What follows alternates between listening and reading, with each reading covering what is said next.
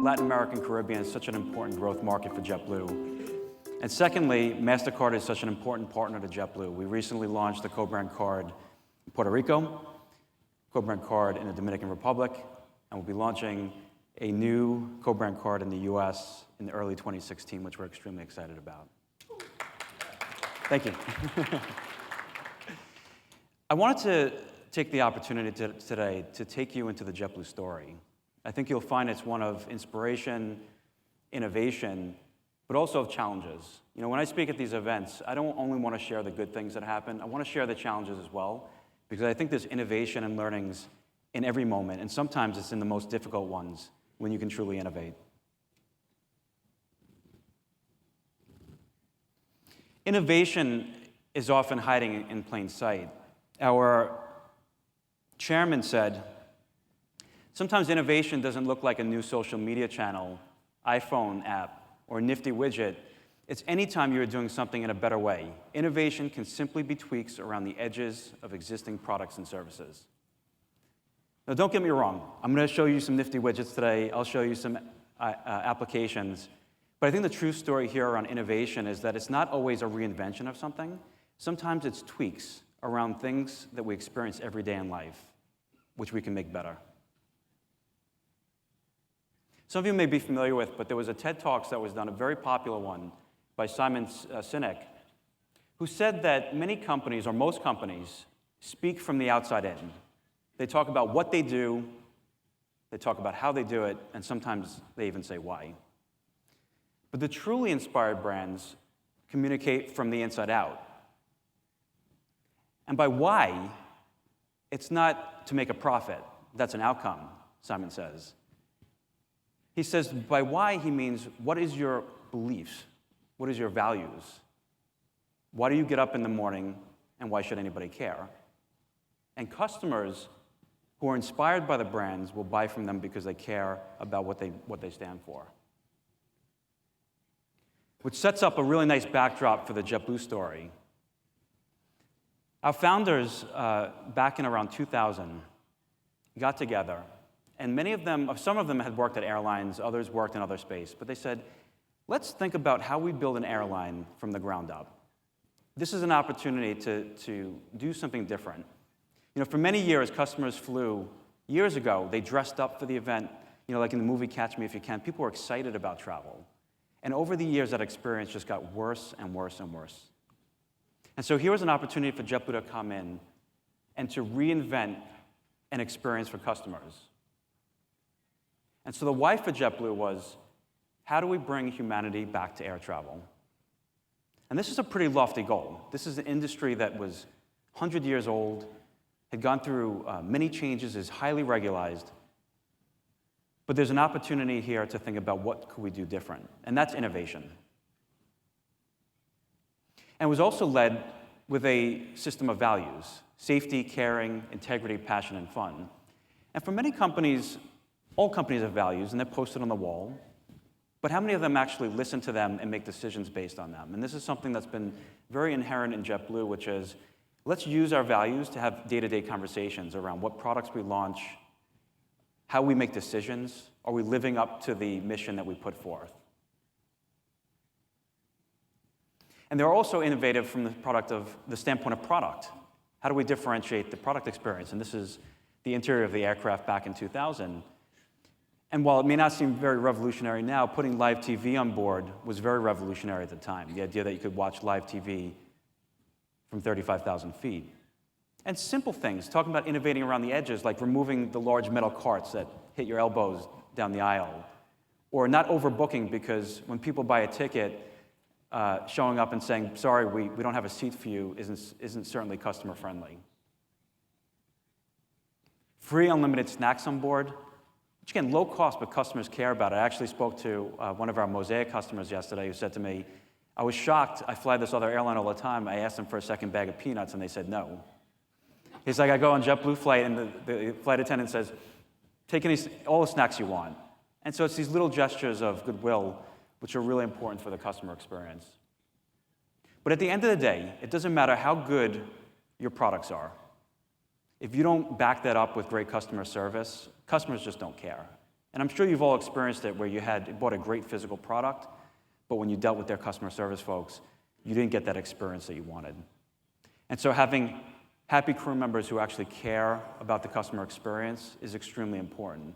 Now, don't get me wrong. It's a challenge as you grow as a company to continue to find people who are engaged and excited about the business, but so much of that comes back to the innovation culture that you create as a company. I'll share more about that afterwards. And what we say at JetBlue is, you're always in blue, which means it doesn't matter if you're at work or in your personal life, you're representing the company. And I'll give this quick example of Eric Scott, this pilot of ours who met this young boy, underprivileged, comes from an underprivileged area, but the boy showed a real interest in aviation and science and technology and math. And so he mentored him, and now this young boy has gotten older a number of years later and is now in an aviation program and is training to be a pilot. And it just shows that the impact of our crew members goes beyond just their job. It's how can they really inspire people in their day-to-day. This is what we expect from our people. And so things like signature moves, this is at some of our airports where we wave off the customers. But most importantly, it's thanking our customers for their business, for flying with us. Because we always tell our customers, we're in business because of you. And we remind ourselves every day that customers can choose any airline, and it's our job to convince them to fly with JetBlue. I think when companies grow up and as they mature, and I can give you numerous examples of this, you hit this defining moment of challenge, which either makes or breaks the organization. And for JetBlue, which started off as a very simple network of New York to Buffalo, New York down to Fort Lauderdale, and then growing very rapidly over a short period of time, resulted in a very big meltdown back in 2007, February 2007, during a big winter storm, where operationally speaking, we weren't able to handle the challenges of the event.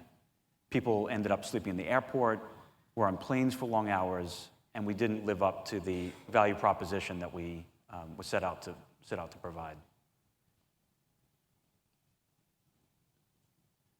And from an innovation standpoint, even during this tough time, we thought about how we can improve ourselves and do better. And I would say this is probably the first public apology from a CEO on a social media network at the time. He went out on YouTube and posted a video not only apologizing for what happened, but more importantly, talking about what we were going to do in the future to make sure it never happened again. He was on David Letterman. We've communicated to customers, and the most important thing was we were open and honest about our challenges. We didn't try to hide anything. We said, here's what the issues are, we're maturing as a company, and we need to do things differently. And we also decided to launch the first customer bill of rights for an airline, where we said, you know what? We're going to give you a great experience, but if something goes wrong, here's how we're going to make sure we take care of you if those things happen. And it is a challenging business, whether it be weather events or other ones that we've worked through. And so for the last, I'd call it 7 or 8 years, it's been a reinvention for JetBlue. And the focus has been on how do we continue to innovate as a company as we mature. And it's not easy. You know, the startup companies that are out there today, think about where they'll be 10 or 15 years from now, and can they keep up that same level of innovation culture within their company? Can they continue to deliver great products? Or will somebody else come out and move them off their throne or their spot? When I was hired, I was given a pretty big task, which was, how do you take this great brand and enter it into the digital realm? And how do you live up to that digital experience? And so we came up with our own vision statement, which was to inspire humanity through digital by providing an experience that's technologically advanced yet exceptionally human. So how do we make this great technology experience that matches the cultural aspect and the personal aspect of our business? How do we bring the two together? And so we deemed an internal project, which has been over the last several years, called our digital refresh. It started with a refresh of our website. It went into the launch of our mobile applications, more recently wearables, but it's an ongoing initiative. And the learnings that I want to share with you here are really twofold. One is we're in a world now where you can't simply design your experience for a single device. You have to think about how customers will use those devices together in different experiences. And when you think about travel, it's everything from the home to the airport to the in-flight experience and then back home again. And how do we make sure that we piece all of that together? Secondly, the relationship with your technology teams. The world has changed. It's not the environment anymore where you write a set of business requirements, do some design work, and then throw it over the fence and say, okay, go build this for me. Bringing the technologists into the discussion with the creative teams, with the designers, with your UX folks, very early in the process that they understand what you're trying to accomplish and then building products that accommodate is extremely important. So the world of technology and business is merging. And so we need to adopt this as companies, and we need to embrace it and be excited by it. And also, during this time, we completely revamped our loyalty program, not only from the standpoint of design and innovation from a digital standpoint, but also reinventing the way we look at the program from a miles-based program to a revenue-based program. And we were one of the first airlines to do that, and many of the airlines have followed suit. Reason being is, at the end of the day, the way we measure loyalty is how much money do you spend with us, how long do you fly with us, not necessarily how many miles you fly with us. And so in many cases, we're rewarding long-haul travel, but not necessarily the frequency of purchase. And so this is something to think about even from a financial standpoint in terms of, are we rewarding customers the right way? Very excited to announce the new JetBlue tablet application coming out in just the next couple of weeks. Apple's launched a product called Test Flight. We're able to put new applications in the hands of users. So we have about 150 people who are actively testing this in production right now so that we can find bugs early on and then be able to iterate on the product to then deliver it to our customers. So some really cool stuff in here around things like being able to scan passport information so that you don't have to type it all in, scan credit card information so that it's quick purchase, connection to wallet. There's just so many great stuff in this application, so we hope you enjoy it. So customers book, customers join a loyalty program. How do we then bring that same experience into the airport environment? And this is a photo of T5 at JFK, which is our home, where we spent a lot of time thinking about how we make for an unbelievable experience at the airport. So we're used to airports being fairly not good-looking, sometimes challenging, sometimes the food's not that great, and we had an opportunity here to create just an amazing experience for our customers at JFK T5. And also be able to leverage the space in a very cool way. So we have a concert series there called JetBlue Live, where we've had a lot of terrific artists come to perform for us as a surprise and delight for our customers. And so Pedro Capo will actually be performing this Thursday in San Juan, thanks to our partnership with Santander and MasterCard. So if you happen to be in the airport on Thursday at 4:30 p.m., please stop by because there's going to be a great surprise and delight concert there. Most importantly, it's about how you remove friction from the experience, right? I mean, this whole conference is about payments and removing hurdles for customers and enabling an experience. And so for us, you think about sort of antiquated things that people have to do at the airport, like check in, it doesn't make sense. Even checking into a hotel, the process of doing those things are going away. So offering, of course, mobile boarding passes, which has started to build in terms of penetration, has been one of those things. And we're also have been beta testing an auto check-in product. Many of you should be receiving, about 40% of our customers right now are being auto checked in, where you don't have to check in. We basically just send you your boarding passes. We'll soon be adding that SMS capability to that, so you'll just get your boarding pass. You don't have to do anything. You show up at the airport, go right to your gate. And that's what this should be about. It should be about removing steps in the process. And of course, wearables. And some people could look at wearables as, yeah, it's just another screen.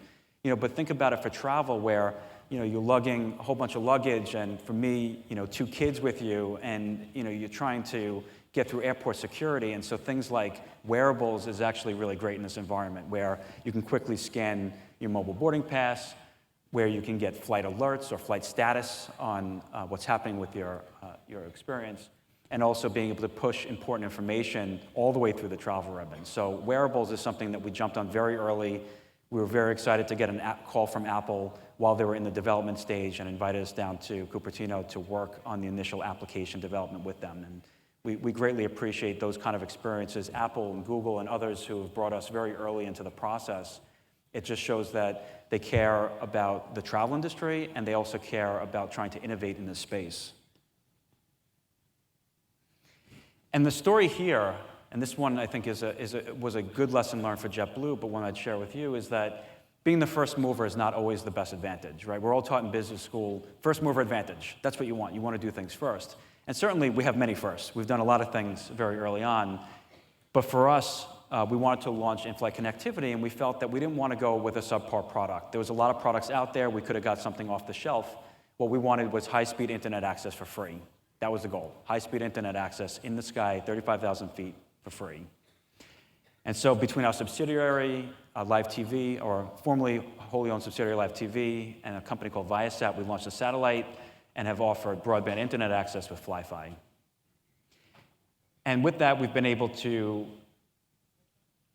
provide some great content through a portal, which is called The Hub, where you're able to get great content through advertisers like MasterCard and a partnership with Amazon, which we've launched recently. So extremely exciting as well. We're also innovating in the in-flight space from the standpoint of redesigning the entire interior experience. I don't know if some of you have experienced the new A321 airplane. It's a larger aircraft where we're offering our Mint service now, but everything that you see on the JetBlue interiors today will change. New seatback TVs, new entertainment, new slimline seats, which you see here with power ports and just much better technology, and also lighter and more fuel efficient, which is extremely important for the environment. And Mint. Anybody flown Mint here? Raise your hand. Okay, we got a couple. Mint is our new take on first-class product that JetBlue launched just about a year ago from New York to LAX and also to San Francisco, and now we'll be flying it down to the Caribbean as well. And what's exciting about Mint is that for a long time, customers were asking JetBlue for this product, and we were hesitant because JetBlue's brand was built on the idea that everybody gets a great experience and that we didn't want to differentiate. And as we thought more about it, we said, you know what, there's a way to do this in a way where we can provide a great experience but don't take away the experience from our other customers. And so there's no curtains, there's no red carpet, no pun intended, that comes out, there's no special lines, but there's a special service that we provide for our Mint customers who want that, who fly frequently and want that level of service. From food to drinks on board and amenities to new, fully lie-flat seats for our customers to enjoy. Certainly a big evolution for the JetBlue product for those of you who have flown with us over the last 15 years. And of course, comfort. Also, what we've done as part of this transition is to think about the transactional experience for our in-flight crew members. So what we've done is we've provided all of our in-flight crew members tablets. And not only are these tablets point-of-sale devices, but they also are forms of CRM where we can take customer information and provide it to our crew members to inform a much better conversation and experience. We're the first airline to offer Apple Pay in the sky, which we're excited about. NFC-enabled device where customers can pay for their products using Apple Pay and other forms of wallets. Extremely exciting. And we're extremely excited to get the co-brand card in here because we think that with digital wallets specifically, if you can be the first card and wallet within the digital space, that might be even more meaningful than being the first card and wallet within your physical wallet.